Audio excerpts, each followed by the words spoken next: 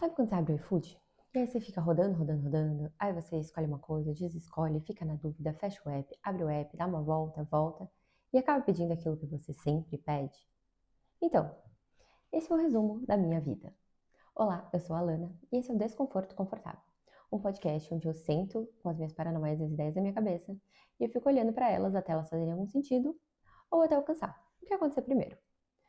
E eu queria dizer que eu não tenho respostas. Eu tenho perguntas bem elaboradas e uma capacidade assustadora de analisar situações até elas perderem completamente o sentido. Se isso te parece familiar, talvez você goste de estar aqui. E hoje, para começar esse podcast, nesse primeiro episódio, nós vamos falar sobre um problema ridículo que eu tenho, que é uma dificuldade absurda de tomar decisões e de fazer escolhas, tá? Quando eu digo ridículo, eu tô sendo bem literal, porque assim, a minha vida inteira eu fiquei me baseando no que os outros queriam de mim, no que os outros esperavam de mim, e fiquei esperando validação externa para tomar alguma decisão. E ao longo do tempo eu entendi que eu delegava praticamente todas as decisões da minha vida para as outras pessoas. Não porque eu era fraca ou porque eu tinha alguma dúvida, mas porque eu entendi que era mais fácil e mais seguro esperar a validação externa antes de fazer alguma coisa. Eu morei longe da minha família durante boa parte da minha vida adulta.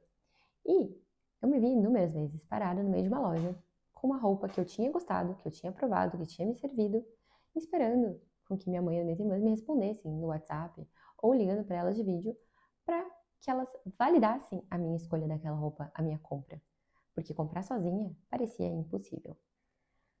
Não porque eu precisava de uma opinião, eu só precisava da permissão e da validação. Isso se repetiu muitas vezes na minha vida. Qual faculdade escolher? Se eu alisava ou não meu cabelo? Qual especialidade eu seguiria? O que fazia mais sentido para o meu currículo? O que os outros iam pensar e não o que me fazia mais feliz? Inclusive, onde morar. Isso foi uma das coisas mais complicadas. Hoje, olhando, eu vejo que durante boa parte da minha vida adulta eu morei fora, porque eu fiz faculdade, especialização, tudo fora da minha cidade natal. Mas sempre eu tive um objetivo muito fixo, que era voltar para minha cidade. Como se a vida real só pudesse começar a partir do momento em que eu retornasse para as minhas origens. Porém, eu nunca realmente parei para me perguntar: será que eu realmente queria isso?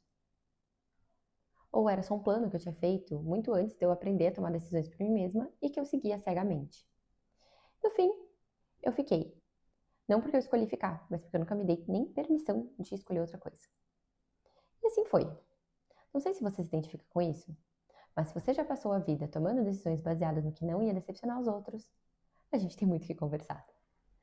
O que eu descobri sobre mim é que eu transformei todo e qualquer processo decisório em algo muito parecido com uma investigação criminal.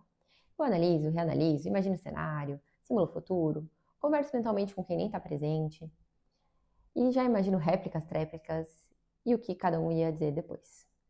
O ponto é, no fim da investigação, de todos esses cenários simulados na minha cabeça, eu continuava parada, porque nenhuma análise chegava a uma conclusão limpa o suficiente para me dar certeza. Sabe por quê? Certeza não existe. Mas eu precisei de uns 30 anos para começar a entender isso. Tem uma coisa que eu percebi também. Quando você cresce sendo a pessoa que pensa demais, que enxerga tudo, que antecipa tudo, você também aprende a sofrer por coisas que ainda não aconteceram e que muito provavelmente nem vão acontecer. Ao imaginar cada desdobramento possível de cada decisão antes de tomá-la, você paralisa. E aí qualquer escolha parece grande demais para ser tomada sozinha. E tem uma outra coisa também que a gente fala muito pouco sobre escolher. Toda escolha também é um pequeno luto. Quando você escolhe uma coisa, você mata todas as outras possíveis versões da sua vida. Você escolhe ficar nessa cidade e mata a versão que foi embora e teve uma vida completamente diferente. Escolhe esse trabalho e abre mão da versão que pegou outra proposta. Você fica nesse relacionamento e mata todas as outras possibilidades de relacionamentos que poderiam acontecer. Isso é real, não é uma frescura. E eu acho que algumas pessoas, e claramente eu me coloco nelas, sentem essas perdas imaginárias com uma intensidade que é quase física. Eu sofro por versões da minha vida que nunca existiram.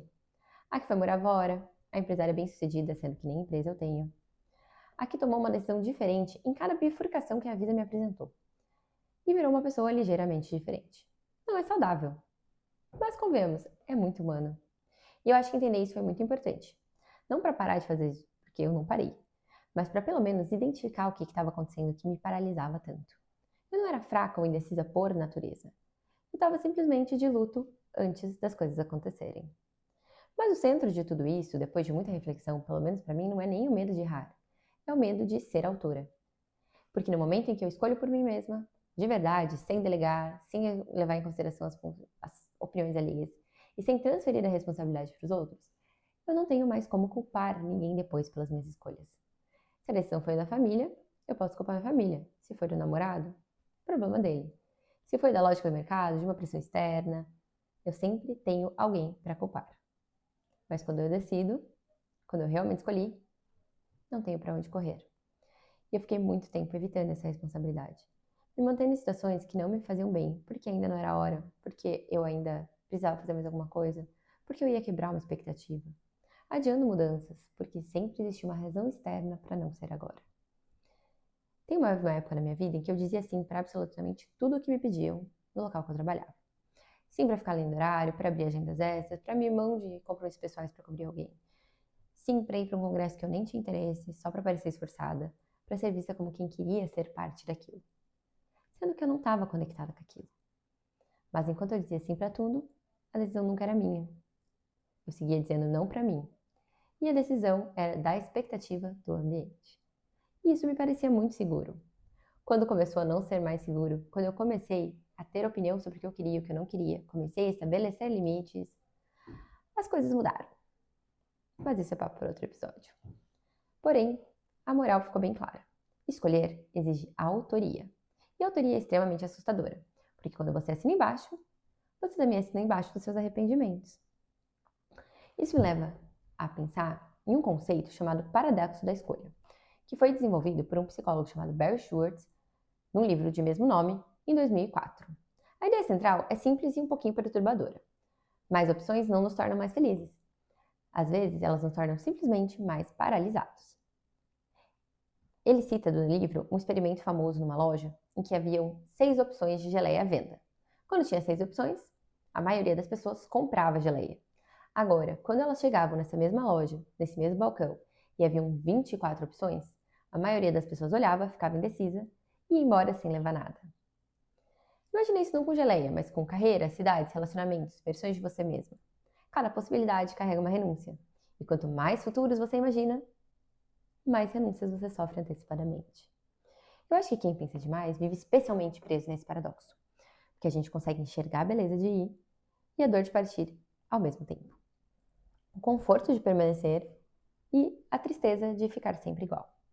Fica presa entre as possibilidades que são todas de alguma forma emocionalmente legítimas. Isso é muito exaustivo, de um jeito que é até difícil de explicar para quem não pensa assim. Não é nem falta de coragem. Eu diria até que é um excesso de imaginação.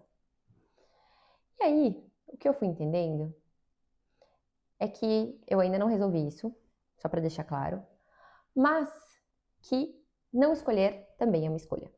Quando você fica em cima do muro, o muro escolhe por você.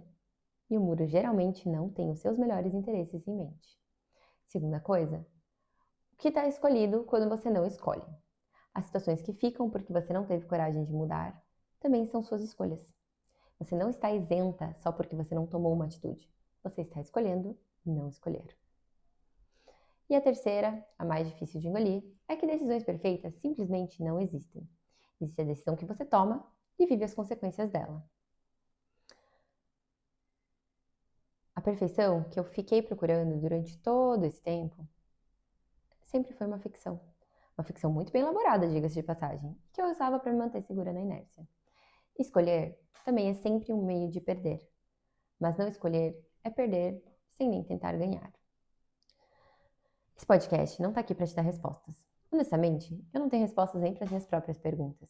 Quem me conhece pessoalmente pode afirmar isso com toda certeza. O que eu tenho é disposição para a gente sentar aqui, com o nosso desconforto, e ver o que ele tem para dizer para a gente. Às vezes aparece alguma coisa, às vezes eu só fico desconfortável mais tempo. Mas pelo menos agora não vou estar mais desconfortável sozinha. Obrigada por ter ficado até aqui. Me conta se você se identificou com alguma coisa e já aproveita para seguir o podcast, curtir, comentar e eu te aguardo no próximo episódio. Eu sou a Alana e esse foi o Desconforto com